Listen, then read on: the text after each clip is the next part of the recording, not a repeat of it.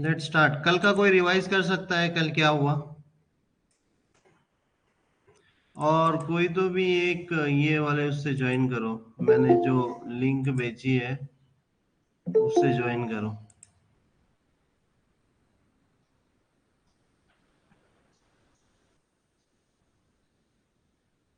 मुझे भाईजान आप वो ऐप के थ्रू ज्वाइन करो ना। कोई तो भी एक मुझे, अच्छा आ गए यहाँ पे, ठीक है ठीक है। वसीम और ठीक है। नहीं नहीं ज्वाइन आ, करूँ क्या? नहीं नहीं ठीक है ठीक है, वसीम और सरफराज आ गए इधर। एटलीस्ट एक तो भी मेरे को यहाँ पर चाहिए, क्योंकि फिर वो रिकॉर्ड सेशन नहीं होता है। ओके ठीक, ठीक। ठीक है चलो फिर हम लोग स्टार्ट करते हैं। कल का कोई रिवाइज कर सकता है? कल कोई कौन कौन से टॉपिक्स हम लोग ने पढ़े, क्या क्या पढ़ा?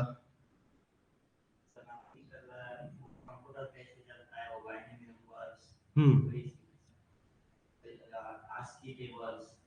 कंप्यूटर कैसे चलता है, उसको कौन सी लैंग्वेज समझती है, और आस्की टेबल्स। हाँ ठीक है, और कोई डिटेल में बता सकता है? हाँ सरफराज बोलो, क्या पढ़े कल?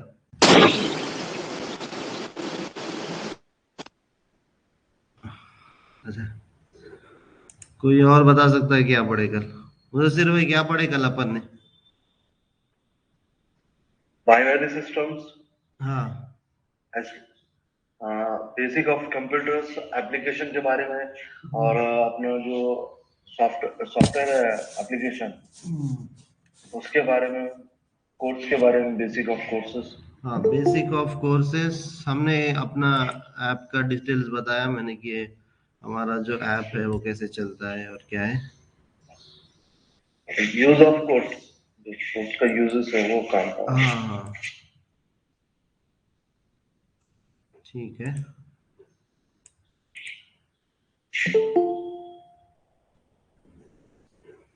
ठीक है। चलो फिर स्टार्ट करते हैं हम लोग। तो बेसिकली कल हमने क्या देखा? कल हमने बोला कि जैसा ह्यूमन की एक बात करने की लैंग्वेज है, वैसी कंप्यूटर की एक लैंग्वेज है। चाइना में जाओगे तो चाइनीज सीखना पड़ेगा, नहीं तो चाइना वाले हकाल देंगे, या फिर नहीं समझ में आएगा, नहीं रह पाएंगे तुम वहां पे। वैसे कंप्यूटर की दुनिया में आना है तो कंप्यूटर की लैंग्वेज सीखना पड़ेगा। मतलब कंप्यूटर की लैंग्वेज सीखना पड़ेगा बोले तो पहले तो ये समझना पड़ेगा कि कंप्यूटर को क्या समझता। तो जब कंप्यूटर इजाद हुआ था या कंप्यूटर स्टार्ट हुआ था बनना, तब सिर्फ कंप्यूटर, कंप्यूटर बोले तो क्या है? कंप्यूटर बोले तो क्या है? तुमको वो कंप्यूटर दिख रहा है या लैपटॉप दिख रहा है, ये भी एक कंप्यूटर ही बोलते हैं इसको। तो कंप्यूटर बोले तो एक कैलकुलेटर भी कंप्यूटर ही है। तो कंप्यूटर के अंदर क्या है? ट्रांजिस्टर्स है। क्या है? ट्रांजिस्टर्स और स्विचेस है। और कंप्यूटर को कौन सी लैंग्वेज समझती? लैंग्वेज तो है ही नहीं ना, वो तो मशीन है। वो तो मशीन है, वो ह्यूमन थोड़ी ना है कि उसको लैंग्वेज समझ में आएगी। तो उसको सिर्फ जीरो और वन समझता। वो भी क्यों समझता? क्योंकि क्योंकि कौन है वो? इलेक्ट्रिसिटी का इजाद किसने किया था? इलेक्ट्रिसिटी किसने इजाद किया था? जो भी इलेक्ट्रिसिटी को बनाया था, उन्होंने electricity, Thomas Edison. Thomas Edison या, तो थॉमस एडिसन ने इलेक्ट्रिसिटी बनाया। इलेक्ट्रिसिटी का जैसे ही वो इजाद हुआ, तब पता चला कि ट्रांजिस्टर के अंदर अगर करंट चालू करेंगे तो लाइट चालू होंगी, या करंट चालू करेंगे तो उन्हें क्या करा फिर वो उसको वन कंसीडर करे। अगर करंट है तो वन, करंट नहीं है ट्रांजिस्टर के एक स्विच के अंदर तो जीरो। तो उस तरीके से जीरो और वन कंप्यूटर को समझ में आता है, बराबर। कंप्यूटर को और वन जीरो कब कब बोलता कंप्यूटर? जैसा कि अभी लाइट बल्ब का बहुत अच्छा एग्जांपल है। अगर तुम उसके अंदर करंट पास करेंगे तो लाइट बल्ब ग्लो होगा, मतलब तुम्हारा स्विच ऑन होगा। स्विच ऑन होगा बोले तो वो वन है।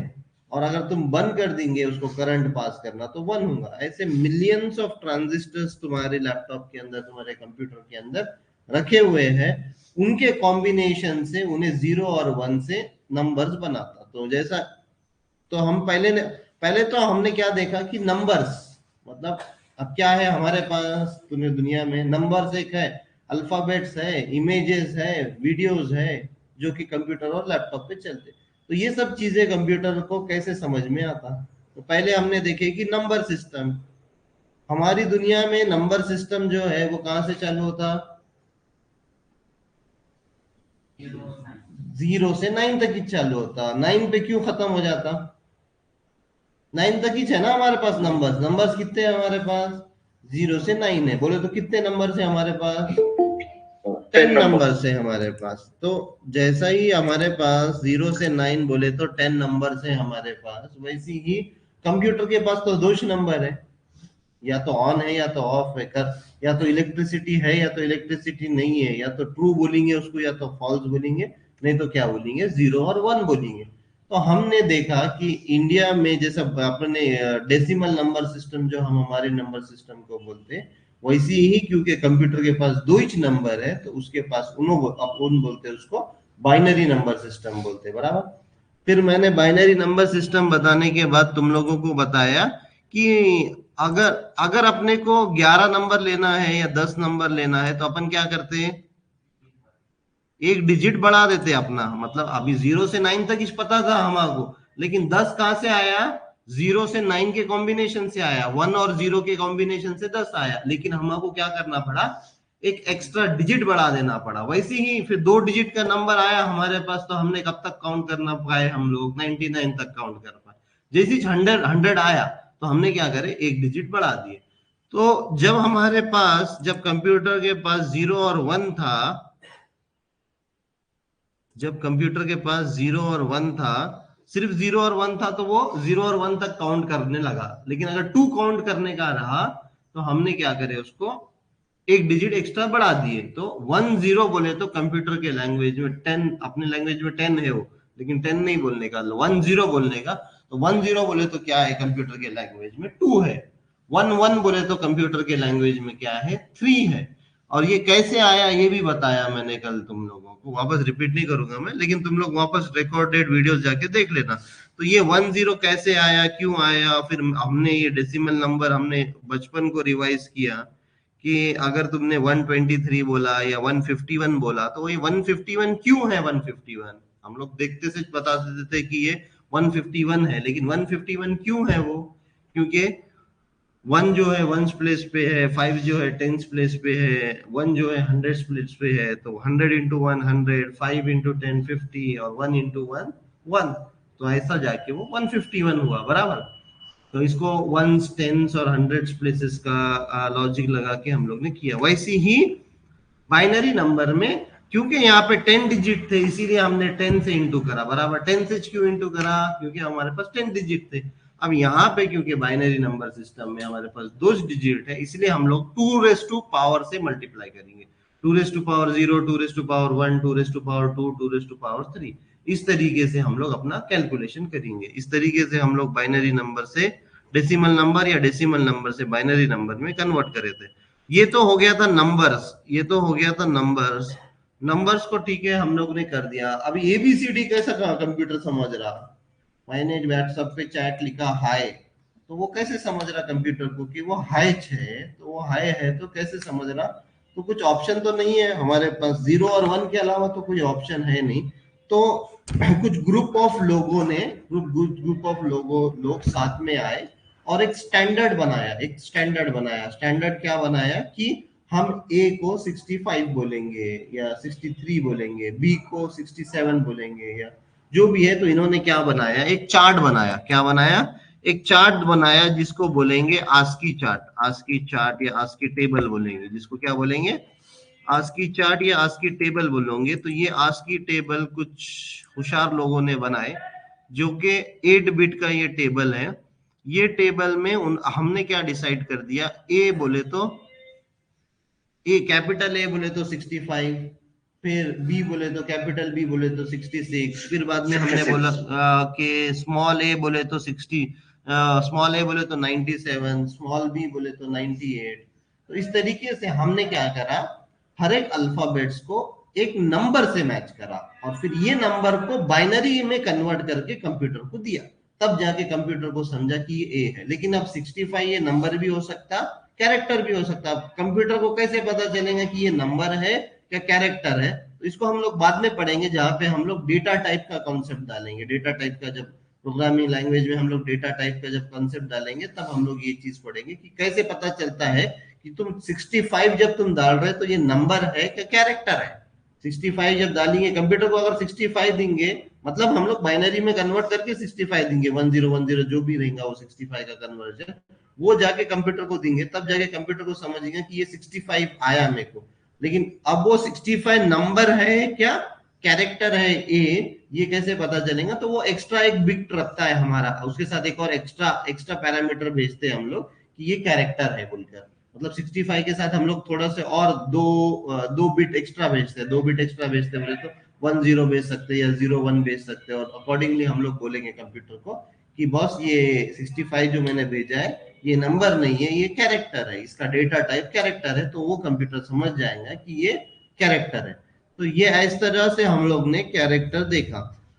तो प्रॉब्लम क्या था यहाँ पे कि इन्होंने आस्की चार्ट तो बनाया, आस्की चार्ट में 8 बिट का जो बनाया इन्होंने आस्की चार्ट 8 बिट का बनाया, मतलब वो 128 तक ही चल सकता, मतलब 0 से 127 तक ही कैरेक्टर्स हम लोग ने स्टैंडर्ड डिफाइन किए। मतलब अभी देखो यहाँ पे 128 है नहीं ना, तो हमारे पास इतने नहीं थे ना, हमारे पास इतने ही नहीं थे, हमारे पास इतने थे क्या? बस नहीं है बराबर। हमारे पास चाइनीज लैंग्वेज है, उर्दू लैंग्वेज है, अरबिक लैंग्वेज है, फिर उनका क्या करें, उनके कैरेक्टर्स कहाँ से लाए? हमारे पास स्माइली है, इमोजीज है, हमारे पास वो बहुत सारी चीजें हैं जो व्हाट्सएप पे तुम लोग करते हो, वो कहाँ से लाएंगे हम लोग? तो उन्होंने सोचा, फिर बाद में जब ये आस्की तो स्टार्टिंग में बहुत फेमस हुआ, पहले जो इतने बड़े बड़े कंप्यूटर भी नहीं थे, आज तो 64 मिलियंस ऑफ ट्रांजिस्टर्स है। तो फिर बाद में और कुछ लोगों ने बैठा साथ में और ये यूनिकोड बनाया।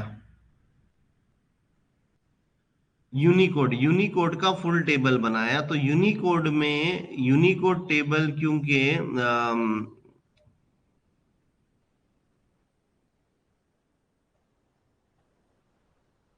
यूनिकोड टेबल इसमें और ज्यादा सपोर्ट करता है, मतलब इसमें बहुत ज्यादा चीजें सपोर्ट होती है।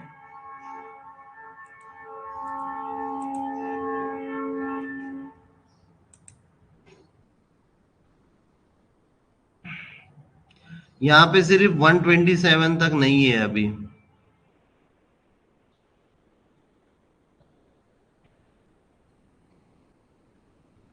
फोर बाइट का यूनिकोड रहता है, मतलब इसमें बहुत सारे कॉम्बिनेशंस बैठते हैं, सभी लैंग्वेज सभी हर चीज बैठ जाता है, इसीलिए फिर वो यूनिकोड कैरेक्टर आया है।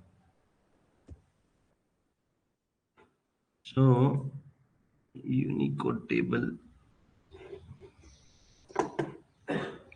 इसमें देखेंगे table.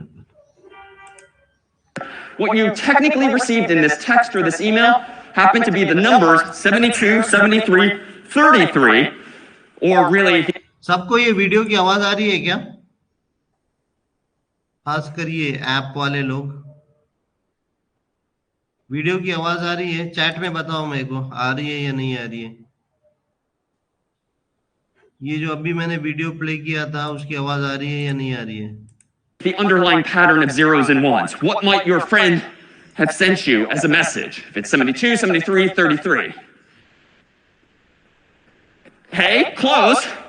Hi. It's indeed hi. Why? Well, apparently, according to this little cheat sheet, H is 72, I is 73. It's not obvious from this chart what the 33 is, but indeed, this pattern represents hi, and anyone want to guess, or if you know what 33 is?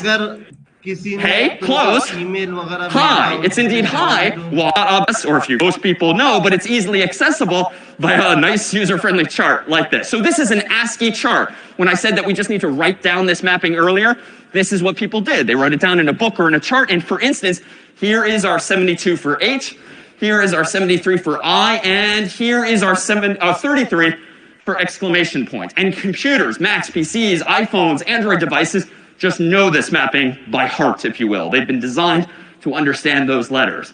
So here I might have received hi. Technically what I've received is these patterns of zeros and ones, but it's important to note that when you get these patterns of zeros and ones in any format, be it email or text or fonts, are 33 for exclamation point. And computers, Macs, PCs, iPhones, Android devices, just know this mapping by heart, if you will. They've been designed to understand those letters.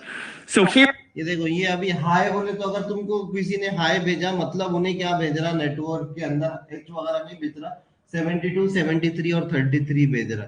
अब 72, 73 भी 33 I might have नहीं भेज received रहा है। high. Technically what I actually technically देखेंगे तो 72 का binary होता 01001000, ये होता, ये कंप्यूटर को जाता, ये कंप्यूटर के ट्रांजिस्टर्स को जाता, और तब जाके कंप्यूटर को समझ में आता कि वो एच है। तब जाके 0100001001 बोले तो आई समझ में आता है, और ये एक्सक्लेमेशन क्या है, ये है।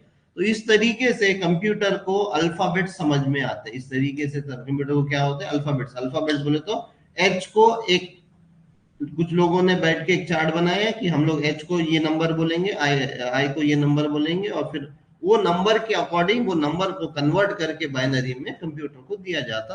तब जाके कंप्यूटर को तो 0 और 1 ही समझना है। perceived is these patterns of zeros and ones, but it's important to note that when you get these patterns of zeros and ones in any format, be it email or text or a file, they do tend to come in standard lengths with a certain number of zeros and ones altogether. And this happens to be 8 plus 8 plus 8. So just to get the message hi, exclamation point, you would have received at least, it would seem, some 24 bits. तो हर alphabet और हर letter क्या रहता है, 8 bit का रहता है। कितने bit का रहता है, 8 बिट का, क्योंकि आज की चार्ट के अंदर वो 8 बिट का है अभी के लिए। कोई और चार्ट यूज करोगे तो कोई और उसका साइज वेरी करेगा, बट अभी के लिए अगर अपन समझे तो एच के अंदर जो है, मतलब एच को कन्वर्ट करने के बाद कितने डिजिट्स बन रहे हैं अपने, 8 बिट का है, क्योंकि वो 888। तो अगर तुम हाय किसी को भेज रहे, मतलब तुम हाय मेरे तरफ से ये विकी को भेज रहे, तो मैं क्या कर रहा हूँ, 888 मतलब एक्सक्लेमेशन के साथ भेज रहा हूं मैं, तो 888 कितना हो गया, 24। 8 एच के लिए 8, आई के लिए 8, और एक्सक्लेमेशन मार्क भी भेज रहा हूँ तो 8, तो 24 बिट मैं इधर से उधर चल। तो तुम बोलते हो ना कि मेरा डेटा इतना खत्म हुआ, क्यों खत्म हुआ, क्योंकि तुमने उतने कैरेक्टर्स या उतने बिट का डेटा एक दूसरे को ट्रांसफर किया, उतने बिट का। तो अभी क्या हुआ कि 24 बिट यहां से मेरे मोबाइल से नेटवर्क के अंदर गया और फिर उसके पास गया, तो यहां से जो मेरे पास से ट्रांसफर हुआ 24 बिट हुआ। अब वो बिट का बाइट्स में कन्वर्ट होना, बाइट्स का जीबी में कन्वर्ट होना, एमबी में कन्वर्ट, मेगाबाइट्स और गीगाबाइट्स में कन्वर्ट, वो तुम कर सकते हो बाद में। लेकिन जो तुम्हारा डेटा कितना यूज हुआ दिखाता है ना, वो क्यों दिखाता है उतना, क्योंकि उतने बिट्स तुम लोग, उतना टेक्स्ट मैसेज या उतने साइज की इमेज तुम एक दूसरे को ट्रांसफर कर रहे हैं, बराबर। But frankly, bits are so tiny, literally and mathematically, that we don't tend to think or talk generally in terms of bits. You're probably more familiar with bytes. B-Y-T-E-S is a byte, is a byte, is a byte. A byte is just 8 bits. And even those, frankly, aren't that useful. ये लिख के रखो कि ये भी conversion तुम लोग को याद रहना, कि नोट्स लाया ना तूने, बुक लाओ, नोट्स निकालो यार, तुम लोग खाली सुनने को मत आओ यहाँ पर, नोट्स निकालो। 8 बिट बोले तो 1 बाइट, 8 बिट बोले तो 1 बाइट लिख के रखो ये, और ये कन्वर्जन गूगल वगैरह पे करके और डिटेल में लिखो।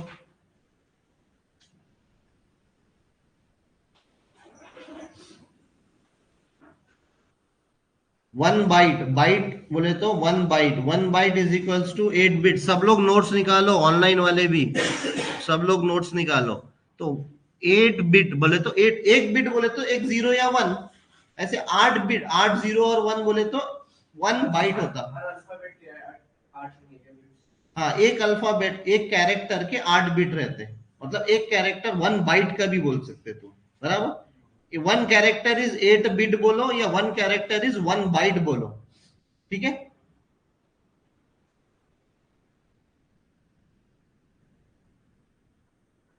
Eight bit is equals to 1 bite,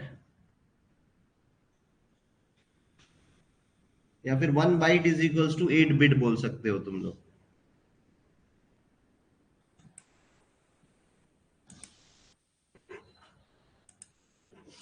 Do the math. How high can you count if you have 8 bits? Anyone know?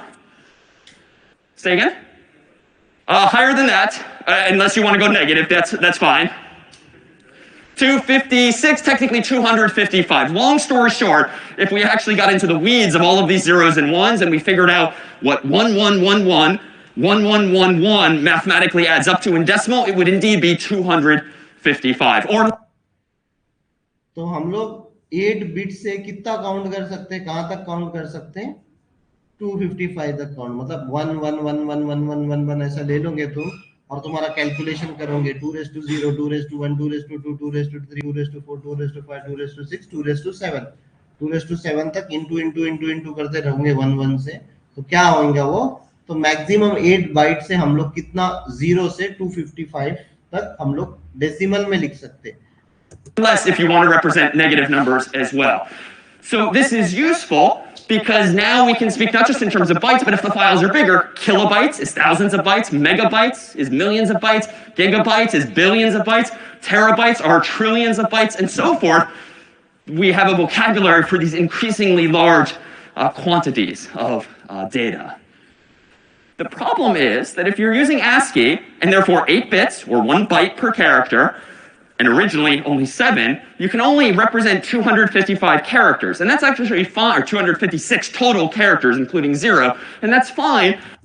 तो अगर ASCII यूज करेंगे तो 8 बिट है, 8 बिट है बोले तो अपन खाली कहां तक जा सकते हैं? 255, मतलब 0 से 255 तक जा सकते हैं, मतलब 256 कैरेक्टर मैक्सिमम हो सकते हैं ASCII के अंदर.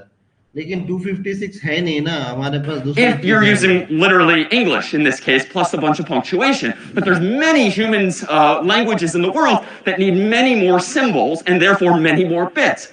So thankfully, the world decided that we'll indeed support not just the US English keyboard, but all of the accented characters that you might want for some languages. And heck, if we use enough bits, zeros and ones, not only can we represent all human languages in written form, as well as some emotions along the way, we can capture the latter with these things called emojis.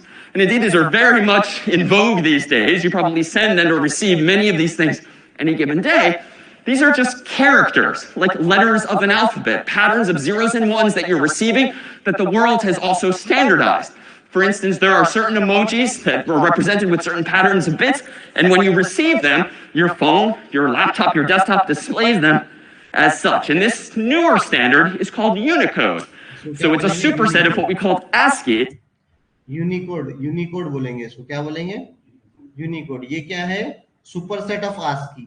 Unicode के अंदर पूरे ASCII hatch है, plus दुनिया की सभी languages XYZ भी है, फिर बाद में इमोजीज भी है और बहुत सारे हैं. तो ये चार्ट बहुत बड़ा है, ये चार्ट बहुत बड़ा है. And Unicode is just a mapping of many more numbers to many more letters, or characters more generally, that might use 8 bits for backwards compatibility with the old way of doing things with ASCII, but they might also use 16 bits. And if you have 16 bits, you can actually represent more than 65,000. तो अभी Unicode character को क्या कर दिया उन्होंने? बढ़ा दिए बोले तो उसके बिट्स बढ़ा दिए. अभी 255 सिर्फ 8 नहीं 16 बिट करे उन्होंने. तो 16 बिट की अगर कॉम्बिनेशन देखे तुमने तो 65,000 मोर देन 65,000 तुम लोग कैरेक्टर्स या लेटर्स या नंबर्स रिप्रेजेंट कर सकते हैं. ठीक है, तो अभी क्या हो गया? तुम्हारा चार्ट बड़ा हो गया. क्यों बड़ा हुआ? क्योंकि हम लोग अभी 8 बिट से लोगों ने 16 बिट पे शिफ्ट हो गया. 16 बिट का तुम कॉम्बिनेशन देखोगे तो 65,000 के ऊपर number possible letters, and that's getting up there. And heck, Unicode might even use 32 bits to represent letters. कभी-कभी 16 बिट का भी यूनिकोड होता है, कभी-कभी 32 बिट का भी होता है, क्योंकि अभी बहुत बड़ी हो गई है दुनिया और and numbers and punctuation symbols and emojis, and that would give you up to 4 billion possibilities. अगर 32 बिट यूज करेंगे तो 4 बिलियन पॉसिबिलिटीज है. 4 बिलियन पॉसिबिलिटीज अगर 32 बिट यूज करेंगे तो. Say, one of the reasons we see so many emojis these days is we have so much room. I mean, there's got room for billions more, literally. So in fact, just as a little bit of trivia, has anyone ever received this decimal number, or if you prefer binary now, has anyone ever received this pattern of zeros and ones on your phone?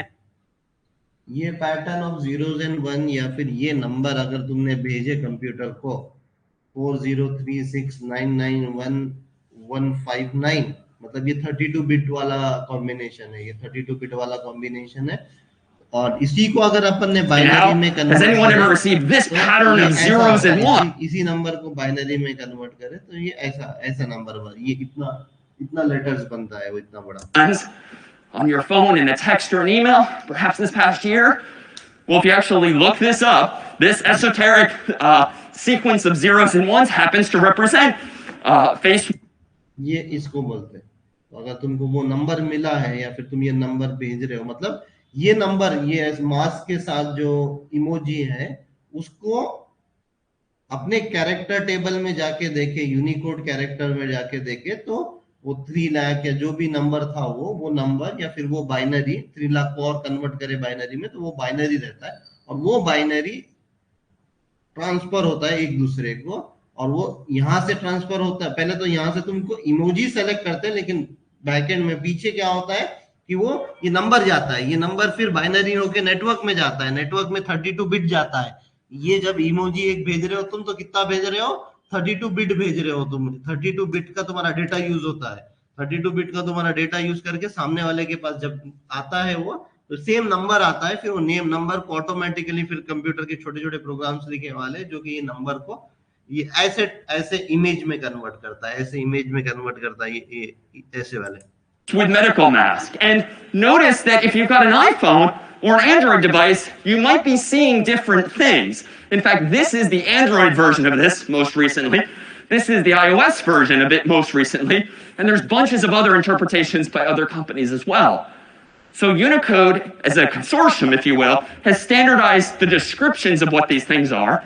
But the companies themselves, manufacturers out there, have generally interpreted it as you see fit. And this can lead to some human miscommunications. In fact, for like literally, embarrassingly, like a year or two, I started being in the habit of using the emoji that kind of looks like this, because I thought it was like, whoa, happy face or whatever. Didn't realize this is the emoji for hug, because whatever device I was using sort of looked like this, not like this, and that's because of their interpretation of the data. This has happened too, when what was a gun became a water pistol in some manufacturers' eyes.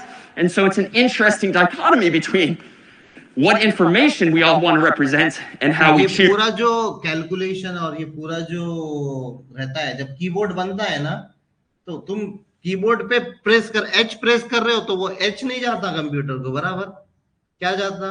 72 जाता। H जब press कर रहे हो तो 72 जाता। तो हर keyboard का जो मैन्युफैक्चरर है वो अपने अकॉर्डिंग चीजें बनाता है। मतलब अभी चाइनीज वाला बोलेगा कि मैं यूनिकोड स्टैंडर्ड फॉलो नहीं करता, तो एक्चुअल में जब तुम बना रहे हो, कोई ट्रांजिस्टर्स बना रहे हो, तब ये मैपिंग होती। कब होती है मैपिंग? जब ये ट्रांजिस्टर्स वगैरह चीजें बनती, तब ये मैपिंग होती। तो एप्पल बोलेगा कि मेरे को कुछ और देना है, तो एप्पल के हिसाब से मैपिंग होंगी। माइक्रोसॉफ्ट बोलेगा कि जब वो मैन्युफैक्चर करेगा कीबोर्ड्स वगैरह, वो बोलेगा कि मैं कुछ और मैपिंग करूंगा, तो उसके अकॉर्डिंग ये मैपिंग होती है अंदर की जो तुम कर रहे हो, right? Numbers, Unicode use ultimately to represent it. Questions then on these representations of formats, be it numbers or letters or soon more. Yeah.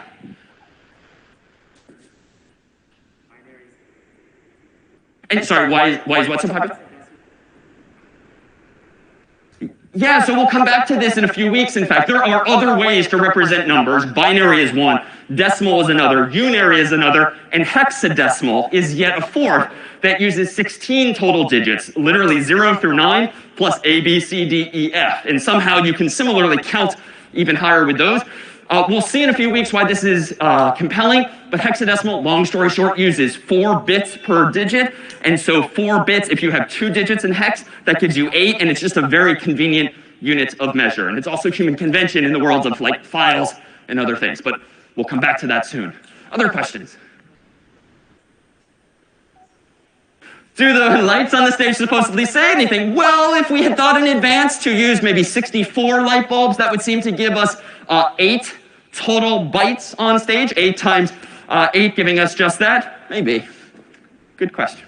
Other questions on zeros and ones? It's a little bright in here. No? Oh, yes? Where everyone's pointing somewhere specific. There we go. Sorry, very bright in this corner.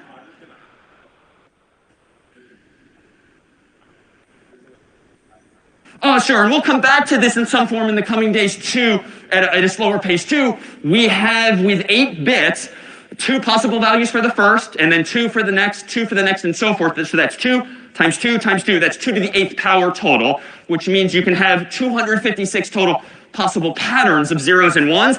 But as we'll see soon, computer scientists, programmers, software often starts counting at 0 by convention. And if you use one of those patterns, 0, 0, 0, 0, 0, 0, 0, 0, to represent the decimal number we know is 0, you only have 255 other patterns left to count as high as, therefore, 255. That's all. Good question. All right, so what then might we have besides these emojis and letters and numbers? कोई question नहीं है तुम लोग को? Well, we of course have things like colors and programs like Photoshop and तो अभी हो गया ये,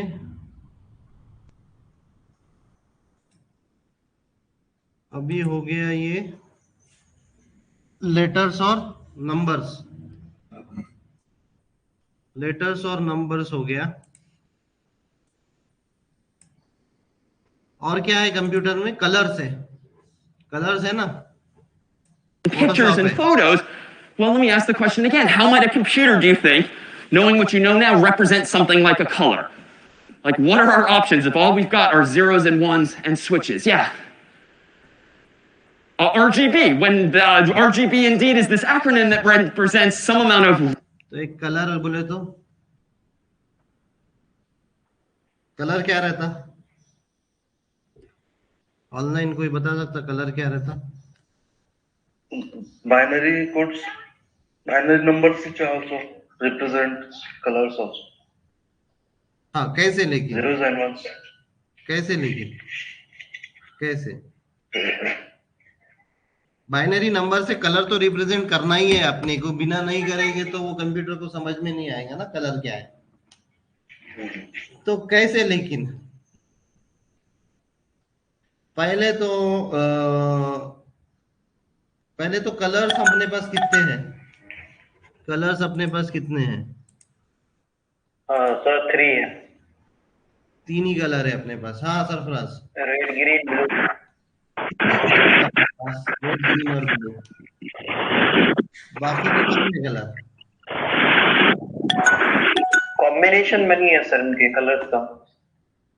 हाँ अमान बोलो। ओके, कॉम्बिनेशन है कलर का।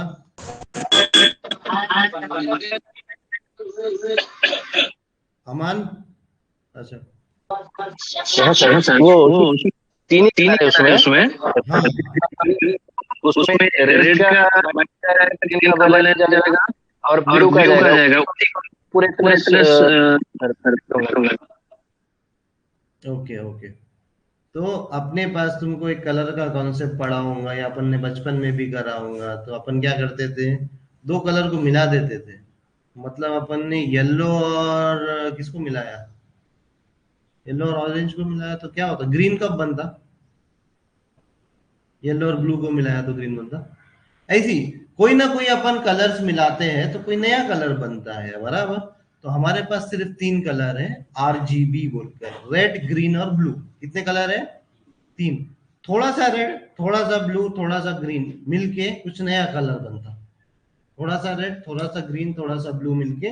अगर तुमको खाली ग्रीन होना तो ब्लू और रेड, ग्रीन और ब्लू, ग्रीन और ब्लू मत अगर तुमको रेड चाहिए तो ग्रीन और ब्लू मत मिलाओ, ग्रीन और ब्लू मत मिलाओ तो क्या मिलेगा तुमको? रेड मिल जाएगा। ग्रीन चाहिए तो ब्लू, रेड और रेड, ग्रीन, ब्लू मत मिलाओ, बराबर।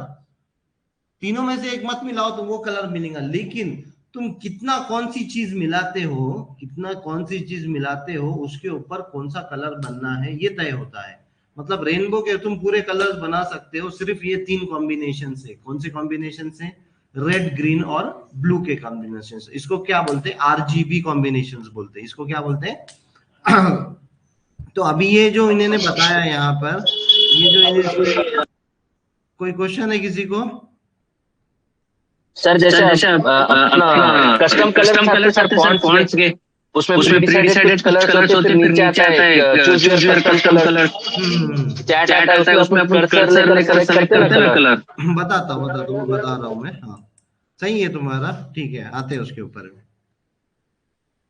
red and some amount of green and blue. And indeed, computers can represent colors by just doing that. Remembering, for instance, this dot, this yellow dot on the screen that might be part of any of those emojis these days. Well, that's some amount of red, some amount of green, some amount of blue. And if you sort of mix those colors together, we can indeed get a very specific one. And we'll see in just a moment just that. So indeed, earlier on did humans only use 7 bits total, and it was only once they decided, well, let's add an 8th bit that they got extended ASCII, and that was initially in part a solution to the same problem of not having enough room, if you will, in those patterns of zeros and ones to represent all of the characters that you might want. But even that wasn't enough, and that's why we've now gone up to 16 and 32 and long past 7.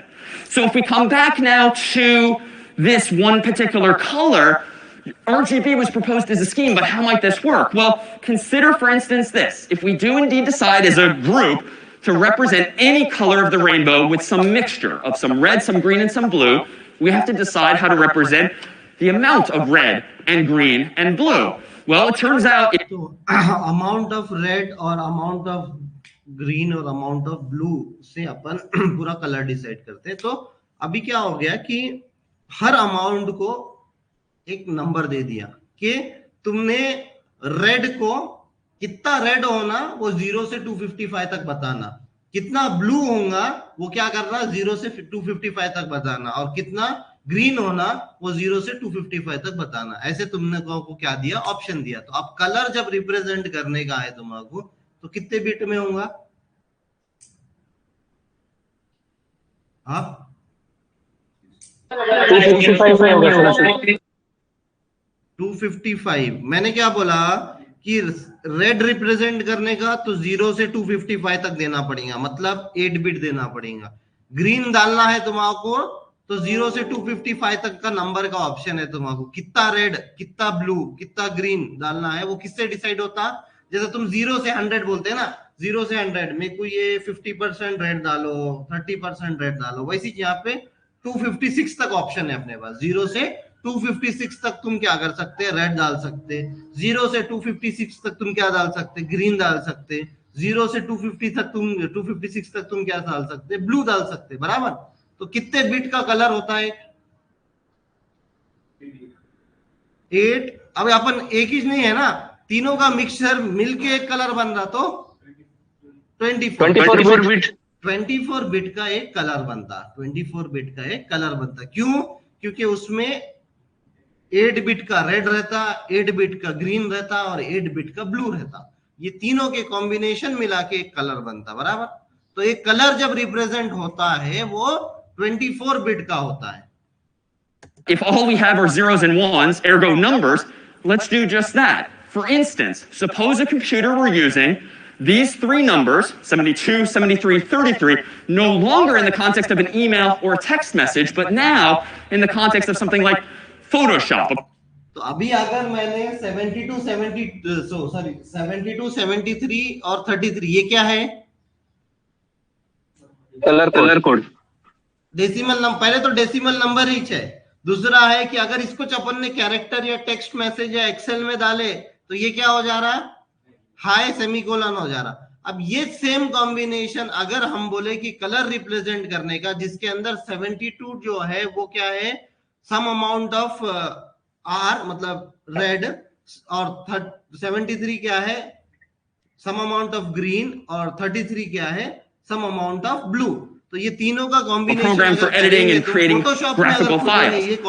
Maybe this first number could be interpreted as representing some amount of red, green, and blue, respectively. And that's exactly what happens. You can think of the first digit as red, second as green, third as blue. And so ultimately, when you combine that amount of red, that amount of green, that amount of blue, it तो ये colour बनता. तो ये ऐसा colour बनता some amount. ये मैं तुमको प्रैक्टिकल भी बता सकता. जैसा कि अभी अपन क्या खोलेंगे, फोटोशॉप नहीं तो पेंट खोलेंगे. पेंट को खोलो, पेंट को खोलेंगे. जैसा कि इसने भी बंदे ने बताया कि कस्टम कलर पे अगर अपन जाएंगे तो यहाँ पे कस्टम कलर पे अगर अपन जाएंगे, ये देखो यहाँ पे उसने RGB बोला.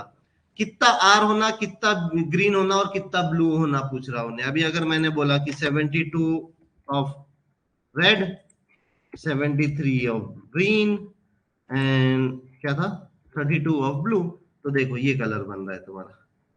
समझ रहा है? ये नंबर का कोड भी आ रहा है और ऑलमोस्ट शायद ये वाला कलर बन रहा है, क्या कलर ये, ओके करेंगे इसको, तो ये कलर बन रहा है। ठीक है, वो टाइम पे उसके पास कोई और था, बट यहाँ पे तुमको समझ में आ रहा है कि RGB के कॉम्बिनेशन से कोई ना कोई हम लोग पूरी दुनिया का कोई भी कस्टमाइज्ड कलर बदल सकते हैं, कोई भी कस्टमाइज कलर डाल सकते हैं। ये देखो ये कलर बन रहा है 72, 73, 32, वो उसके टाइम पे कुछ और बन रहा होगा कि 33 था क्या, 33 भी डाला तो कुछ खास फर्क नहीं पड़ेगा उसमें। तो ठीक है ना, उसके टाइम पे बिट्स कम थे तो कलर के कॉम्बिनेशंस, मतलब इस ये भी किस पे, पिक्सल पे डिपेंड करता है कि कितने पिक्सल का कंप्यूटर था।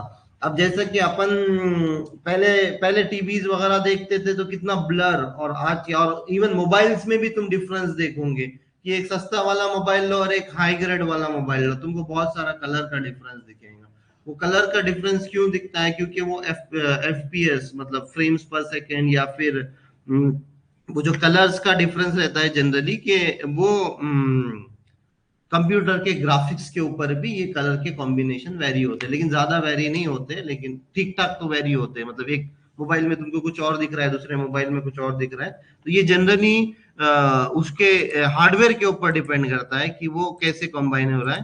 ठीक है, लेकिन एक्चुअल में हमने प्रैक्टिकल करके देख लिया कि 72, और कोई और कलर चाहिए तुमको तो देखो ये कैसे चेंज हो रहा है, some amount of red, some amount of green and some amount of blue।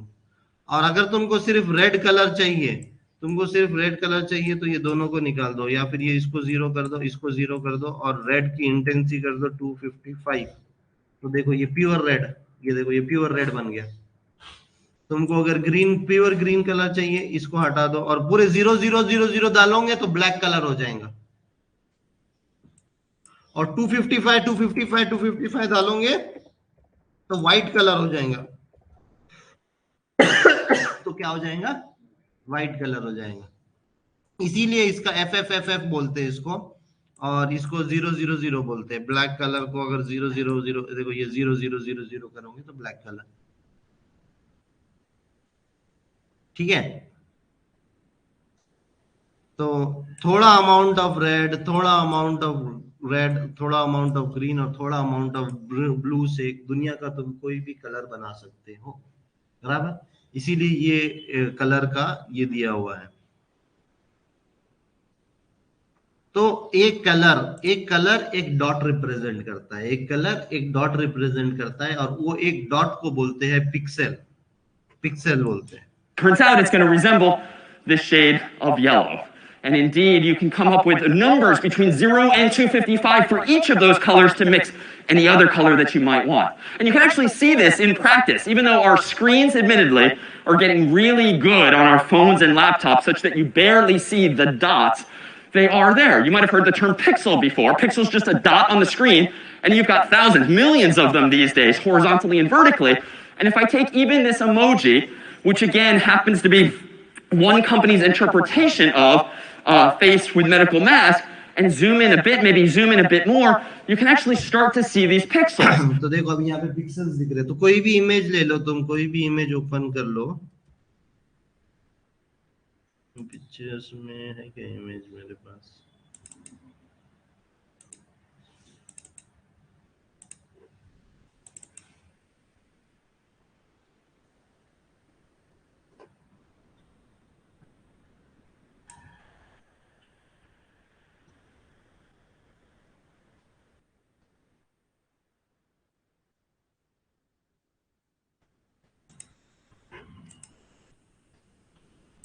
कोई भी एक इमेज को तुम जूम करते जाओगे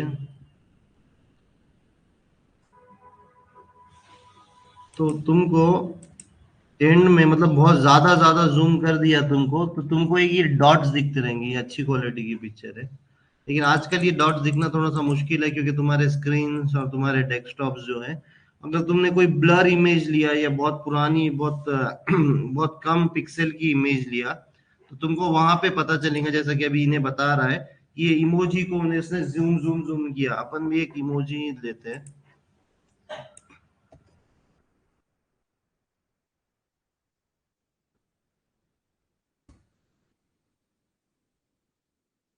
वो भी अच्छी क्वालिटी के हो गया।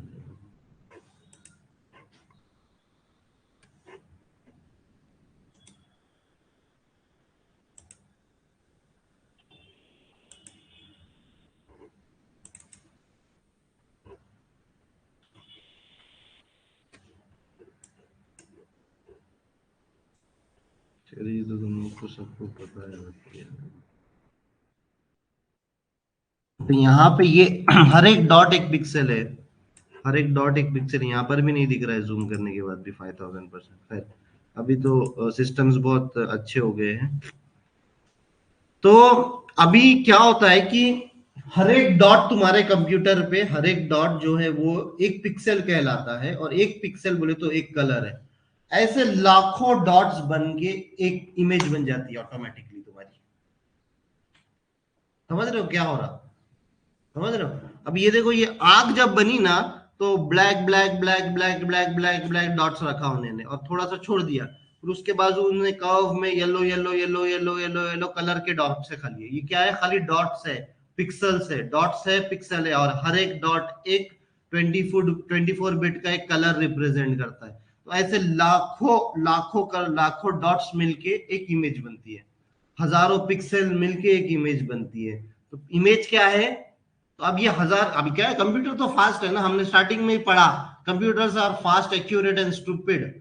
ठीक है, लेकिन फास्ट और एक्यूरेट है वो लोग, तो हमने वो दोनों चीजों का फायदा उठाया। कंप्यूटर के फास्ट भी है, एक्यूरेट भी है, खाली उसको सही तरीके से चीजें दी हमने उसको, तो उसने ऑटोमेटिकली ये पूरे इमेज को 0 और 1 में कन्वर्ट किया। कैसे कन्वर्ट किया?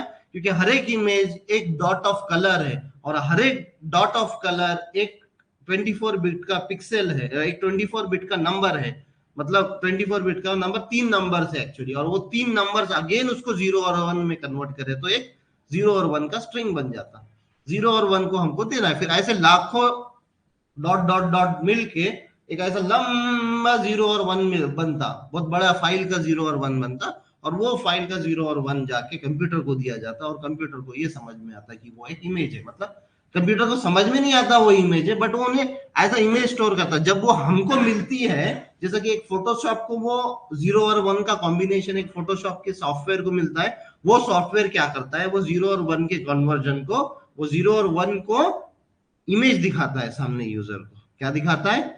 इमेज दिखाता है। तो एक्चुअली ये क्या है? Things get pixelated because what you're seeing is each of the individual dots that compose this particular image, and apparently each of these individual dots are probably using 24 bits. 8 bits for red, 8 bits for green, 8 bits for blue in some pattern, and this program or some other like Photoshop is interpreting one pattern as white or yellow or black or some brown in between. And so if you look sort of awkwardly but up close to your phone or your laptop or maybe your TV, you can see exactly this too. All right, well, what about things that we also watch every day on YouTube or the like, things like videos? तो अब ये हो गया, अपन ने क्या देख लिया? Numbers देख लिया, हमने अल्फाबेट्स देख लिया, हमने अभी क्या कलर देख लिया, और हमको कलर से पता चला कि इमेजेस रहते हैं। अब वीडियो कैसे होता है? वीडियोस क्या है actually? What are videos?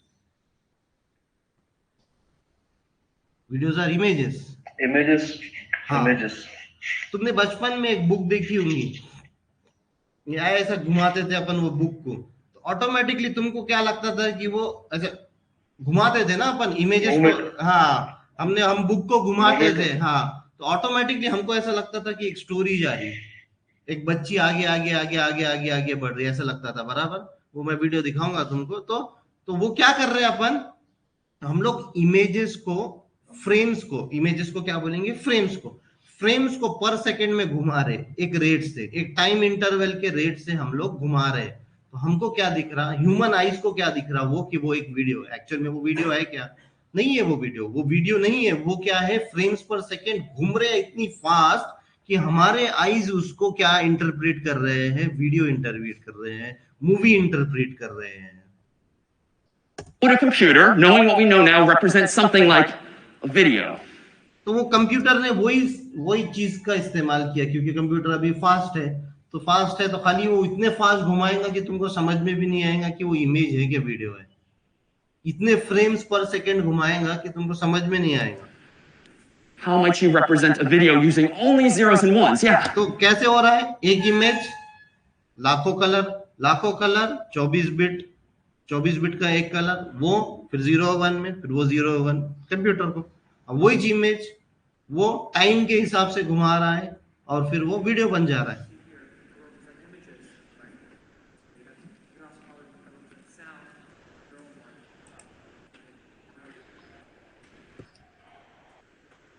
Yeah, exactly. And to summarize, what video really adds is just some notion of time. It's not just one image, it's not just one letter or number, it's presumably some kind of sequence because time is passing.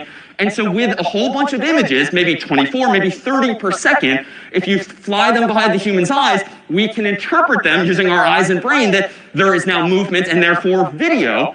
And similarly with audio or music, if we just came up with some convention for representing those same notes on a musical instrument, could we have the computer synthesize them too? And this might be actually pretty familiar. Let me pull up a quick video here, which happens to be an old school version of this same idea. You might remember from childhood.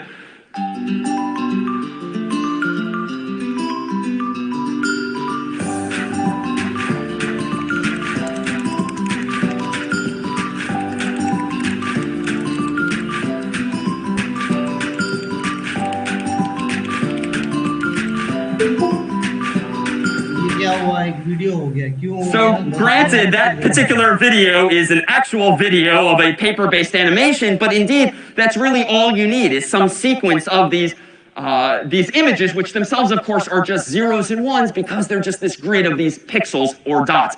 Now, something like musical notes like these, those of you who are musicians might just naturally play these on physical devices, but computers can certainly represent those sounds too. And for instance, a popular format for audio is called MIDI, and MIDI might just represent each note that you saw a moment ago essentially as a sequence of numbers. But more generally, you might think about music as having notes, for instance, A through G, maybe some flats and some sharps. You might have the duration, like how long is the note being heard or played on a piano or some other device, and then just the volume, like how hard does the human in the real world press down on that key, and therefore how loud is that sound? It would seem that just remembering little details like that quantitatively, we can then represent really all of these otherwise analog human realities. So that then is really a laundry list of ways that we can just... वो तुमको ऊपर नीचे आता है. Again music भी वो उन्होंने बोला कि तुमने कितने जोर से बनाया दबाया, क्योंकि वो एक नोड है, राइट? वो तुम्हारे इंस्ट्रूमेंट में एक नोड रहती है, वो जो तुम लोग म्यूजिक वगैरह करते हो. तो म्यूजिक मीन्स आवाज, ये जो भी अभी आवाज हम लोग ये रिकॉर्ड वगैरह कर रहे हैं वो कैसे रिकॉर्ड हो रहा है. तो अगेन मीन्स कितने जोर से बोल रहा है, कितना पिच वो माइक्रोफोन को मिल रहा है, वो पिच के अंदर से वो अकॉर्डिंगली 0 और 1 के कॉम्बिनेशंस को डालकर वो ये बताता है कि वो वीडियो है या ऑडियो है, मतलब वीडियो या ऑडियो कितना पिच का है, और अकॉर्डिंगली वो सेम 0 और 1 की जैसा कलर को रिप्रेजेंट कर रहे थे, वैसे हम लोग एक नोड को रिप्रेजेंट कर सकते हैं 1 और 0 के नंबर्स के फॉर्म में, और बहुत छोटी छोटी डिटेल्स कैप्चर करके हम लोग अगेन कंप्यूटर को देके उसके अंदर हम लोग ये zeros और 1 स्टोर करवा सकते हैं, म्यूजिक्स और नोट्स और audios. Just represent information. Again, computers or digital have all of these different formats, but at the end of the day, and as fancy as those devices of yours are, it's just zeros and ones, tiny little switches or light bulbs, if you will, represented in some way, and it's up to the software that you and I and others write to use those zeros and ones in ways we want to get the computers to do something more powerfully. Questions then on this representation of information, which I dare say is... तो ये सब हमने क्या देखा अभी तक कि representation of information, computer कैसे इंफॉर्मेशन को स्टोर करता है. देखो ये सिर्फ 0 और 1 में क्या है, स्टोरिंग का कॉन्सेप्ट है. इसमें क्या है, 0 और 1 में हम स्टोर कर रहे हैं, लेकिन कंप्यूटर के पास जब स्टोर हो रहा मेमोरी में वो 0 और 1 में हो रहा, लेकिन जब हम लोग उसको ले रहे कंप्यूटर से वो मेमोरी लोकेशन से 0 और 1, मतलब तुमने एक इमेज की फाइल रखी हुई है तो वो जाके कंप्यूटर के अंदर मेमोरी में 0 और 1 में स्टोर हो रहा, लेकिन अगर उसको देखना है हमको तो हम तो 0 और 1 नहीं देख सकते बराबर. हम वो 0 और 1 को एक सॉफ्टवेयर को देते हैं, जैसा कि अभी इमेज को देखना है तो हम लोग उसको पेंट को देते हैं. वो 0 और 1 कंप्यूटर क्या देता, पेंट बोल के सॉफ्टवेयर को देता. वो सॉफ्टवेयर ऑटोमेटिकली अपने को अच्छी इमेज में दिखाता, ग्राफिक्स का या स्क्रीन का यूज करके, बराबर? नहीं सर बात? जैसे हम ड्राइवर्स डालते पीछे में audio drivers, video drivers. Right, बराबर। वो ड्राइवर्स तो जो तुम डालते वो ड्राइवर्स डिसाइड करेंगी कि जो कंप्यूटर के अंदर 0 और 1 है उसको कैसे तुमको देना, या कैसे तुमको डिस्प्ले करना, या कैसे तुमको सुनाना। जैसे कि ऑडियो ड्राइवर्स डाले तो according to the audio device that is connected to you, उसको उतनी वो हिसाब से 0 और 1 मिलता कंप्यूटर से, वो मीडिया फाइल मिलती है और वो उसके अकॉर्डिंग से वो प्ले करता हार्डवेयर को। तो इंटरनली इंफॉर्मेशन जो स्टोर करना है, जैसे इंफॉर्मेशन कौन कौन सी हो सकती है, या तो numbers, letters, images, videos, colours, ये सब चीजें कंप्यूटर क्या करता है 0 और 1 में स्टोर करता है। और जब हम लोग उसको यूज करना होता है तो कोई ना कोई सॉफ्टवेयर से हम लोग यूज करते हैं उसको। जैसे कि इमेजेस को यूज करना है तो फोटोशॉप या पेंट, वीडियो को अगर प्ले करना है तो हम लोग को VLC यूज करना पड़ेगा। भले ही वो 0 और 1 है कंप्यूटर के पास। जो MP4 फाइल होती है वो तुमको खोल के देखोगे या अंदर जाके देखोगे, वो इतनी बड़ी क्यों होती है? क्योंकि उसमें इतने सारे लाखों इमेजेस है जो फ्रेम पर सेकंड जा रहे हैं, प्लस उसको वो 0 और 1 में कन्वर्ट कर रहा है, प्लस उसको वो मेमोरी के अंदर स्टोर कर रहा है, बराबर? फिर वो जो फाइल है वो हम लोग कोई ना कोई मीडिया प्लेयर को देते हैं और वो मीडिया प्लेयर उसको प्ले करता है। वो मीडिया प्लेयर के अंदर ऐसा कोड लिखा हुआ है या ऐसा सॉफ्टवेयर लिखा हुआ है जो कि कंप्यूटर के अंदर से 0 और 1 को रीड करता और तुम्हारा एज अ वीडियो दिखाता, तुम्हारा एज अ वीडियो दिखाता। Ultimately, what problem solving is all about, taking in information and producing new by अब हमने इंफॉर्मेशन क्यों पढ़े अभी तक? क्योंकि हमको ये इंफॉर्मेशन के साथ से खेलना है। हम एज अ कोडर या हम एज अ डेवलपर्स, हम लोग को क्या करना है, ये सभी इंफॉर्मेशन के साथ खेलना होता है। तो ये सभी इंफॉर्मेशन जो मैंने पहला डायग्राम बनाया था, बताया था कि what is computer science. Computer science is all about problem solving. Computer science is problem solving, और हर प्रॉब्लम को क्या रहता है, कुछ ना कुछ इनपुट रहता है और कुछ ना कुछ आउटपुट रहता है, कुछ ना कुछ इनपुट रहता है। तो यही सब इंफॉर्मेशन, जैसा कि 0 और 1 वगैरह, ये जो है ये इनपुट हो सकते हैं और आउटपुट एक इमेज हो सकता है। मतलब ये एक 24 बिट का नंबर, बाइनरी नंबर हो सकता है, और आउटपुट एक कलर हो सकता है। तो इस तरीके से इंफॉर्मेशन जो है वो एज some इनपुट काम process करेंगे। in between. तो बीच में कुछ Any ना कुछ questions प्रोसेस होगा उसके there? साथ। जैसा कि कंप्यूटर 0 और 1 वगैरह देगा, किसको देगा? ये मीडिया प्लेयर के सॉफ्टवेयर को देगा, और ये मीडिया प्लेयर का सॉफ्टवेयर कुछ ना कुछ करेगा वो 0 और 1 के साथ, और प्रोड्यूस क्या करेगा? आउटपुट एक वीडियो, बराबर? Yeah, and back.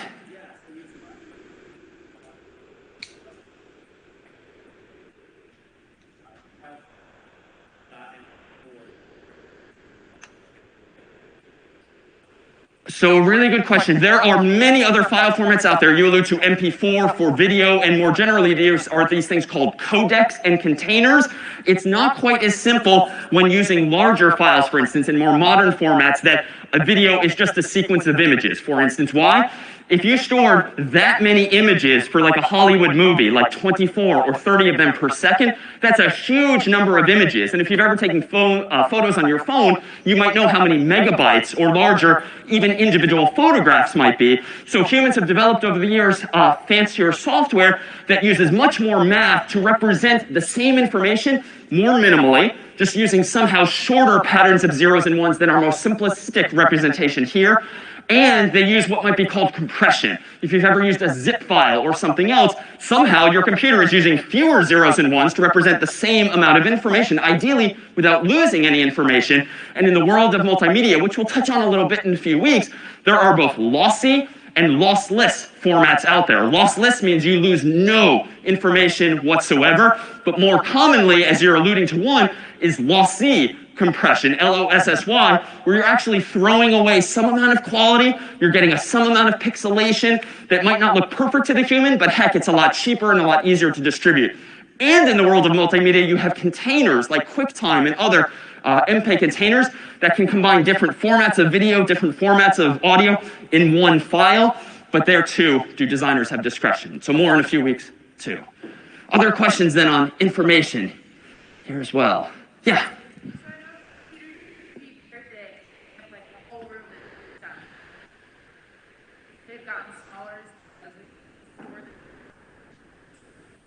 Exactly. I mean, back in the day, you might have heard of the expression a vacuum tube, which is like some physically large device that might have only stored some 0 or 1.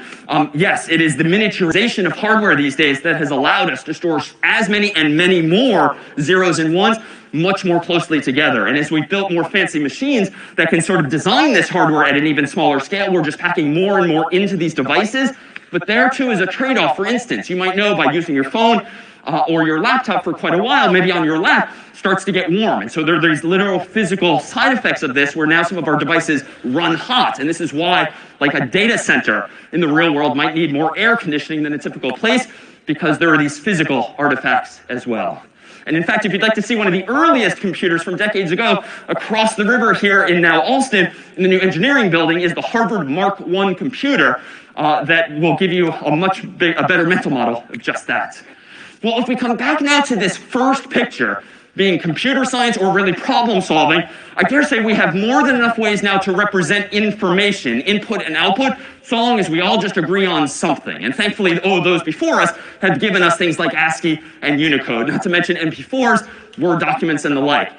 But what's inside of this proverbial black box into which these inputs are going and the outputs are coming, well, that's where we get this term you might have heard too, an algorithm, which is just step-by-step instructions for solving some problem, incarnated in the world of computers by software. When you तो जो भी input है और जो भी output आ रहा वो कुछ ना कुछ प्रोसेस से गुजरता, कोई ना कोई प्रोसेस से गुजरता, और उस प्रोसेस को क्या बोलते हैं? अल्गोरिदम्स बोलते हैं। तो हम लोगों को अल्गोरिदम्स पढ़ना है, ये भी कभी कभी इंटरव्यू का क्वेश्चन आता, what are algorithms, what is an algorithm? Algorithm is a step-by-step instruction to write a program या फिर to solve a problem, for solving some problem. An algorithm is a step-by-step instruction for solving a problem. एक problem को solve करने के लिए step by step instruction है। तो जैसा कि मैंने कल भी प्रॉब्लम्स बताए थे कि तुमको चिकन बिरयानी बनाना है, ये एक प्रॉब्लम है। प्रॉब्लम को कैसे सॉल्व करोगे? तो स्टेप बाय स्टेप लिखोगे पहले इंस्ट्रक्शन कि मैं पहले मसाले लूंगा, फिर मैं तेल डालूंगा पहले, फिर बाद में उसमें मसाले डालूंगा, फिर मैं उसमें चिकन डालूंगा, फिर लास्ट में मैं उसमें राइस डालूंगा। पहले राइस नहीं डालूंगा मैं, मे बी हर किसी का अलग अलग है, but this step by step instruction. तो इनपुट क्या है तुम्हारे? इनपुट्स क्या है? इंग्रेडिएंट्स है, मतलब मसाले है, चिकन है, राइस है, ये क्या है? ये इनपुट एक्ट ऐसा करते हैं। और अल्गोरिदम क्या है कि हर किसी का अपना अपना स्टेप बाय स्टेप इंस्ट्रक्शन होगा ये बनाने के लिए। शेफ बुक आती है आजकल, उसमें पूरा step by step 1 teaspoon 2 teaspoon लेने का, ये लेने का, वापस रिपीट करने का चीजों को। तो इसको क्या बोलेंगे? अपन एल्गोरिदम्स को और डिटेल में पढ़ेंगे, बस इसको क्या बोलेंगे?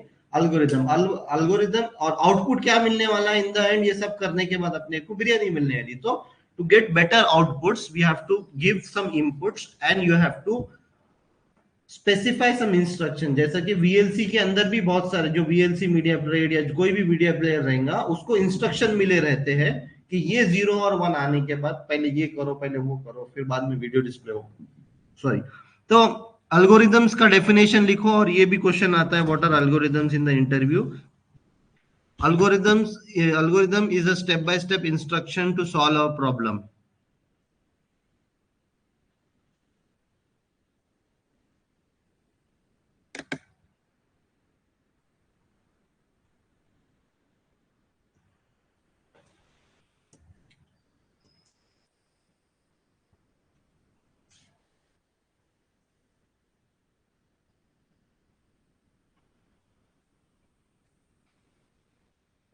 solving some problem, incarnated in the world of computers by software. When you write software, aka programs, you are implementing one or more algorithms, one or more sets of instructions for solving some problem, and maybe you're using this language or that, but at the end of the day, no matter the language you use, the computer is going to represent what you type using just zeros and ones.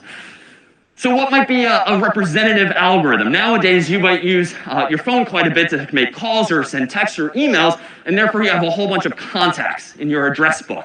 Nowadays, of course, this is very digital, but whether on iOS or Android or the like, you might have a whole bunch of names, first name and or last, as well as numbers and emails and the like, and you might be in the habit of like scrolling through on your phone all of those names to find the person you want to call.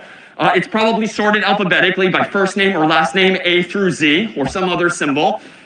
And this is frankly quite the same as we used to do, back in my day of CS50, when we just used a physical book. And this physical book might be a whole bunch of names alphabetically sorted from left to right, corresponding to a whole bunch of numbers. So suppose that in this old Harvard phone book, we want to search. तो तुम्हारे पास phone book रहती थी पे, अभी तो contact है तुम्हारे phone के अंदर ही है अभी, राइट? फोन के अंदर जाओगे, स्क्रॉल करोगे ऊपर ऊपर ऊपर ऊपर, तो तुमको अगर कोई भी बंदे को ढूंढना है, जैसे कि जॉन हावर्ड को ढूंढना है तुमको, तुम्हारे फोन बुक में अगर नाम है भी या नहीं है वो तुमको नहीं पता, लेकिन तुम क्या करते हो, ऊपर ऊपर ऊपर जाते हो। अगर यही चीज तुमको फोन बुक में दे दिया तो क्या करोगे तुम? फोन बुक में पूरे परभनी डिस्ट्रिक्ट की फोन बुक है तुम्हारे पास, BSNL ऑफिस से लाए वाली तुम्हारे पास, ऐसा मोटी रहती थी वो, पहले हम लोग के टाइम पे बहुत आती थी वो, बराबर? फोन बुक मालूम ना सबको, एक मोटी बुक रहती है, जैसे इसके हाथ में जो बुक है, इसमें पूरे डिस्ट्रिक्ट के फोन नंबर्स रहते हैं, फोन डायरेक्टरी। हाँ, तो फोन डायरेक्टरी जो रहती है वो सबके पास रहती है। तो अगर उस डायरेक्टरी में हमको ढूंढना रहता था, पहले तो वो डायरेक्टरी का एक खास बात रहती थी कि वो डिक्शनरी के जैसी रहती थी। डिक्शनरी में कैसे रहता था? डिक्शनरी भी एक एग्जांपल ले लो, डिक्शनरी में भी अगर तुम अल्फाबेटिकली रहता सब, हाँ सब सॉर्टेड रहता। कैसा रहता? सॉर्टेड रहता। कैसे सॉर्ट रहता? A to Z सॉर्टेड रहता है, मतलब हाँ A to Z सॉर्टेड रहता है वो, तो A to Z सॉर्टेड रहता है वो, बराबर। तो अगर तुमको कोई नंबर बंदा ढूंढना है जॉन हावर्ड बोलकर फोन डायरेक्टरी के अंदर, तो तुम कैसे करोगे? एक एक पेज लोगे, हाँ डायरेक्ट पेपर पुश करेंगे सर। नहीं, जे पे डायरेक्ट जे थोड़ी मिल जाएगा तुम्हें, ऐसा खोलिए जे तक कैसे पहुंचिए तुम? ए से सी के बाद पलटाते जाइए। वो एक ऑप्शन है ना, कि तुम एक एक पेज पलटाते जाओगे, जॉन जे मिलेगा, फिर वो के पास जाओगे, फिर बाद में जॉन मिल जाएगा तुम्हारा, अगर है तो नंबर। हाँ, ये एक स्टेप हो गई, एक सही स्टेप है, ये सही स्टेप है कि तुम 1 by 1 वो फोन बुक में ढूंढ रहे, तो ये एक स्टेप है। दूसरा, होशियार बंदा क्या करेगा? दादा एक एक से नहीं जाता, दो से जाता बोलूंगा मैं, दो से जाता बोलूंगा मैं, दो पेज पे जाऊंगा, तो पहले वाले को टाइम ज्यादा लगेगा, दूसरे वाले को थोड़ा सा कम टाइम लगेगा, कोई बोलेगा, तीसरा बोलेगा 3 पेज पे जाएगा। लेकिन सबसे अच्छा तरीका क्या होगा? और अच्छा तरीका डायरेक्ट जे पे कैसा जाएंगे तुम लोग? कैसा मिलेगा डायरेक्ट जे? या तुम्हारे पास क्या जादू है क्या? तुम्हारे लकी नंबर है कि डायरेक्ट जे पे पहुंच जाएंगे तुम? पहले के डेट्स में A to Z जो रहता था, हाँ, उसके आगे पेज नंबर रहता था। वो छोड़ो, वो नहीं है, समझ लो, पेज नंबर नहीं है तुम्हारा। पेज नंबर भी रहा तो पेज नंबर आए कहां खत्म हो रहा है वो देखेंगे सर। तो वो पेज नंबर पे भी कैसे जाओगे डायरेक्ट? आए कहां खत्म हो रहा है वो देखेंगे सर। क्या होता है? आए कहां पर खत्म हो रहा है वो देखेंगे सर। आए कहां पे खत्म होगा? मतलब जहाँ पर आय का लास्ट नंबर है वो देखेंगे, उसके बाद आय के बाद जे आएगा ना। आय पे भी तो जाना है ना तुमको। मैं बोल रहा हूँ बंद करी हुई है तुमको, तुम डायरेक्ट चौथे पांचवें स्टेप पे जी नहीं आ रहा। मैं अगर मेरे हाथ में है अभी मेरे को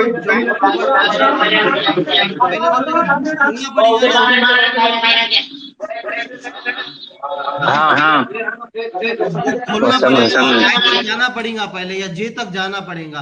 तो आय और जे पे कैसा जाना ये पूछ रहा मैं। पहले तो एक सही तरीका है कि मैं एक लाइन बाय पेज पलटाऊं, पेज बाय पेज पलटाऊं, जब तक पलटाते रहूं। पहला पेज पलटाऊं, देखूं हाँ ए पे हूं मैं, जी नहीं आया अभी, दूसरा पेज पलटाया, फिर और दूसरा तीसरा, ऐसा मैं पलटाते जाऊं। जब तक पलटाते जाऊं तब तक मेरे को जे नहीं दिख जाता या जॉन हावर्ड नहीं दिख जाता बुक के अंदर, बराबर।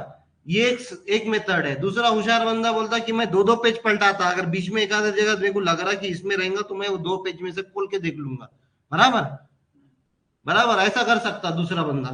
लेकिन और अच्छा तरीका क्या है? सबसे अच्छा ये प्रॉब्लम है। क्या प्रॉब्लम है तुमको? कि मेरे को प्रॉब्लम स्टेटमेंट दिया गया है कि ये फोन बुक में से जॉन हावर्ड को ढूंढो और फोन लगाओ, या फिर 911 इमरजेंसी नंबर ढूंढो और फोन लगाओ। या फिर XYZ का नंबर ढूंढो और फोन लगाओ। एक मेथड, अभी तुम ऐसा घुमाते रहेंगे तो वो एक मेथड होगी। दूसरा मेथड है कि दो से जाएंगे। तीसरा मेथड क्या है, और एक तरीका क्या है, आसान तरीका और फास्ट तरीका और लिस्ट वगैरह नहीं है। उसका इनबॉक्स आता तो इनबॉक्स में देखते। नहीं, इनबॉक्स नहीं है। नेचुरल तरीका बताओ, नेचुरल तरीका बताओ। पेजेस बढ़ा देंगे, 10-20 पेजेस लेंगे, फिर भी वो टाइम ही लगेगा, वो कुछ ज्यादा अच्छा सोल्यूशन नहीं है। 1 लाख रिकॉर्ड्स की बुक है तो 20 पेजेस पे भी जाओगे तो प्रॉब्लम ही है। और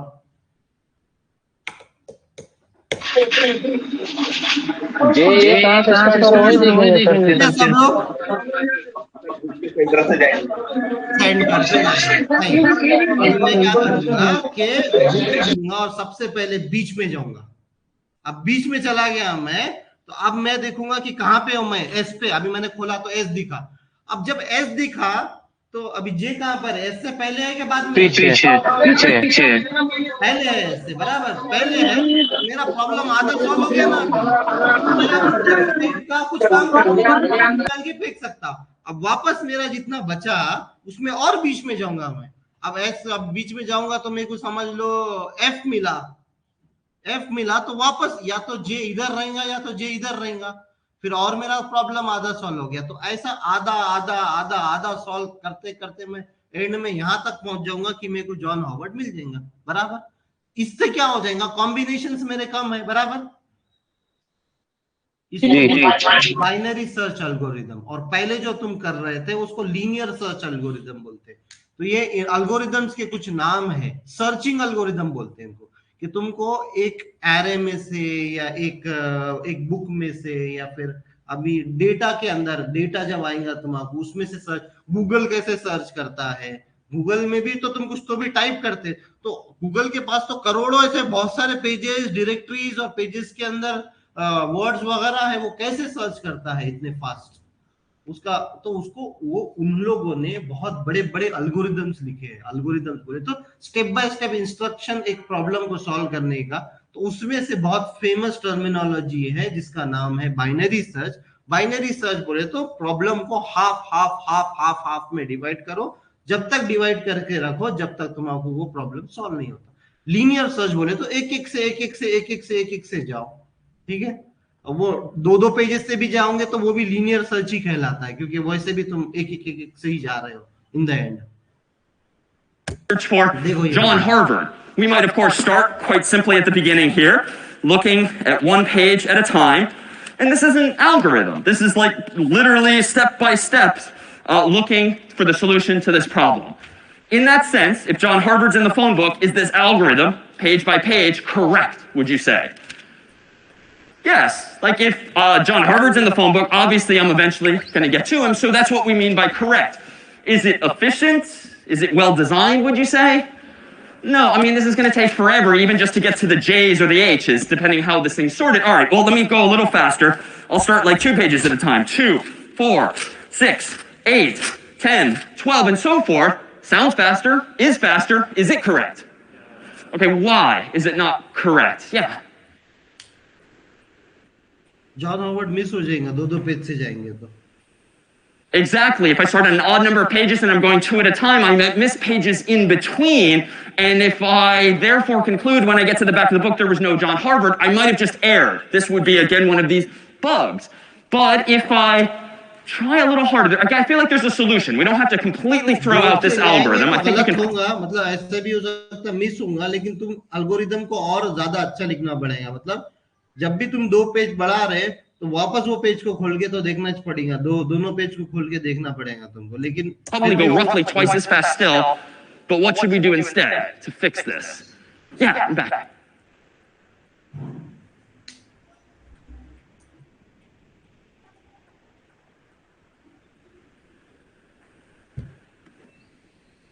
Nice. So I think what many of us, most of us, if we even use this technology anymore these days, we might go roughly to the middle of the phone book just to kind of get us started. And now I'm looking down, I'm looking for Jay, assuming first name, Jay Harvard, and it looks like I'm in the M section. So just to be clear, what should I do next? जे पे जाना है उसको, अभी M section मिल गया, बीच में ऐसा खोला उसने तो M section. Okay, and presumably it is John Harvard would be to the left of this. So here's an opportunity to figuratively and literally tear this particular problem in half, throw half of the problem away. It's actually pretty easy if you just do it that way. The hard way is this way. But I've now just decreased the size of this problem really in half. So if I started with like 1,000 pages of phone numbers and names, now I'm down to 500. And already, we haven't found John Harvard, but that's a big bite out of this problem. And I do think it's correct, because if J is to the left of M, of course, he's definitely not going to be over there. And I think if I repeat this, again, dividing and conquering, if you will. Here I might have gone a little too far. Now I'm in like the E section, so let me tear the problem in half again, throw another 250 pages away, and again repeat, dividing and conquering until finally, presumably, I end up with just one page of a phone book on which John Harvard's name either is or is not, but because of the algorithm you propose step by step, I know that he's not in anything I discarded. So dramatic as that might have been made out to be, it's actually just harnessing pretty good human intuition. Indeed, this is what programming's all about too. It's not about learning a completely new world, but really just how to harness intuition and ideas that you might already have and take naturally, but learning how to express them now more succinctly, more precisely, and using things called programming languages. Why is an algorithm like that, if I found John Harvard, better than ultimately just doing the first one or even the second and maybe doubling back to check those even pages? Well, let's just look at a little chart here. Again, we don't have to get into the nuances of numbers, but if we've got like a chart here, XY plot, on the x-axis here I claim is the size of the problem. ये एक और interview question है। Generally तुम्हारा क्या करते हैं कि तुम लोग को बोलते हैं कि कभी कभी इंटरव्यू में कि अभी जब हम लोग आगे पढ़ेंगे तो हम लोग जावास्क्रिप्ट वगैरह में कुछ तो भी सॉर्टिंग करेंगे, तो भी सर्चिंग करेंगे। तो इंटरव्यूअर पूछता है तुम लोगों को कि मैं जितने भी इंटरव्यू क्वेश्चंस पूछ रहा हूं, मैंने तुम लोग को पहले दिन बोला है कि बैक ऑफ द पेजेस तुम लोग 2-4 पेजेस लिख के एक इंटरव्यू क्वेश्चन का सेक्शन लिखो। जैसा जैसा मैं पढ़ा रहा हूँ वैसे वैसे मैं इंटरव्यू क्वेश्चंस बताते जा रहा हूँ तुम लोगों को, तो उसको भी नोट डाउन करके रखो। इंटरव्यू क्वेश्चंस अलग से लिख कर रखो, इंटरव्यू क्वेश्चंस अलग से लिख कर रखो, ठीक है।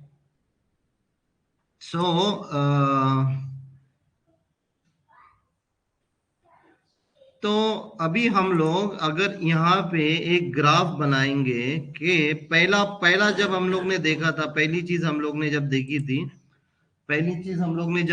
थी तब हमने क्या देखा था कि अगर हमने एक ऐसा ग्राफ बनाए जिसके अंदर यहाँ पे नंबर ऑफ स्टेप्स, इसको पहले पढ़ लेते हैं,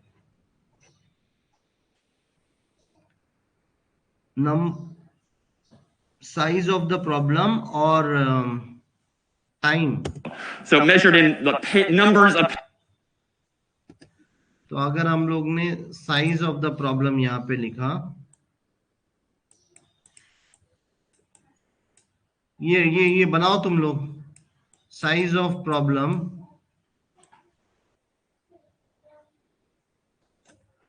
और यहाँ पे टाइम,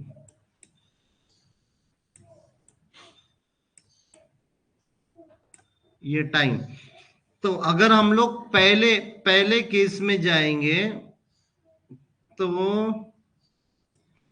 ये प्रॉब्लम का जो ग्राफ अगर तुम बनाओगे एक्चुअल में तो वो ऐसा ग्राफ बनेगा। मतलब जैसा जैसा प्रॉब्लम का साइज बढ़ते जाएगा वैसा वैसा तुम्हारा टाइम बढ़ता जाएगा। जैसा जैसा प्रॉब्लम का साइज बढ़ता जाएगा वैसा वैसा तुम्हारा टाइम बढ़ता जाएगा। लेकिन अगर हम लोग वो बाइनरी सर्च के मेथड से जाएंगे या फिर वो बीच बीच में से जाएंगे, then your graph will be like this.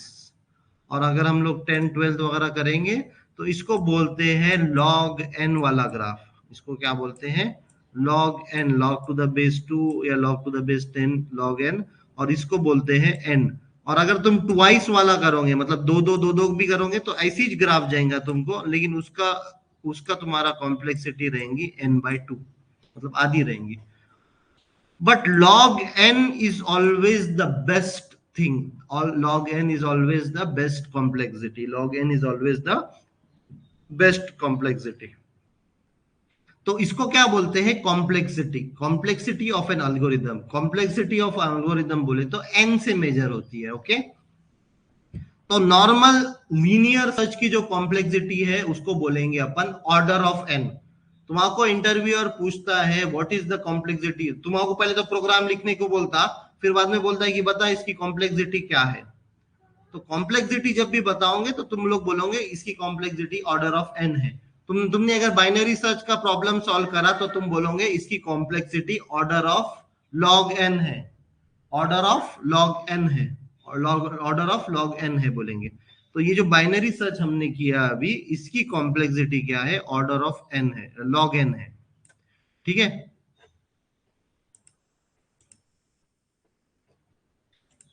तो क्वेश्चन रिपीट कीजिए।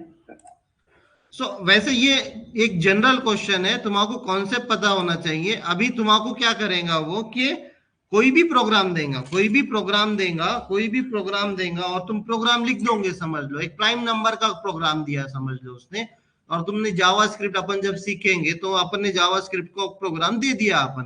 अपन ने जैसा लिखा, अपन ने जो प्रोग्राम लिखा उसकी मैं जब अपन पढ़ेंगे तब हम लोग उसकी कॉम्प्लेक्सिटी भी देखेंगे। लेकिन मैं ये एक एकदम सिंपल चीज बोल रहा हूं कि हमेशा हर प्रोग्राम की या हर सॉल्यूशन की, हर एल्गोरिदम की एक कॉम्प्लेक्सिटी होती है। कॉम्प्लेक्सिटी बोले तो कितना size of the problem versus उसका time is called as complexity of a program, and it is measured as order of something, order of n. It is measured in order of n.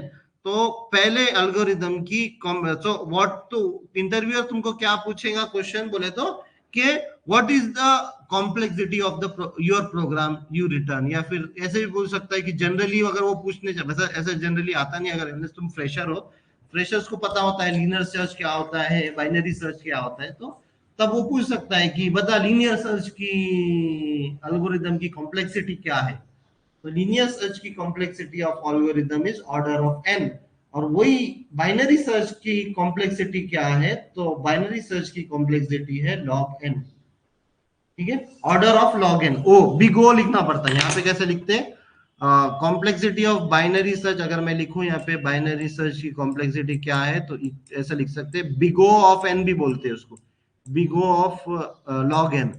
तो इसकी complexity binary search की log n है, big O of log n है, और linear search या normal search की complexity है big O of n, या फिर ऑर्डर ऑफ n। वो बोले तो ऑर्डर ऑफ n भी बोलते हैं, बिग O ऑफ n भी बोलते हैं।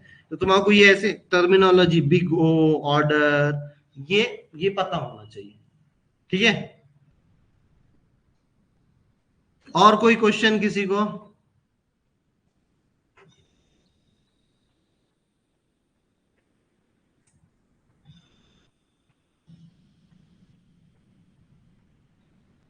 ठीक है, तो इसका हो गया ऑलमोस्ट। तो ये हो गया कॉम्प्लेक्सिटी वगैरह, इसके आगे हम लोग कल देखेंगे। ठीक है, कोई क्वेश्चन अभी तक किसी को?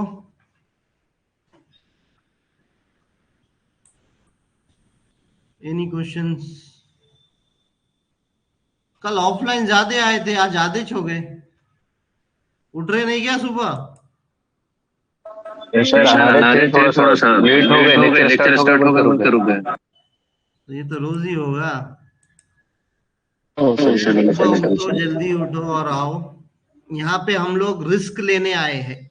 एक आखिरी चीज बोलता हूँ, रिस्क देखो छोटे विकी, देखो पता नहीं होगा रिस्क क्या रहता, जो अपन कमाते, हमारे अरबिक में रिस्क बोलते हैं उसको।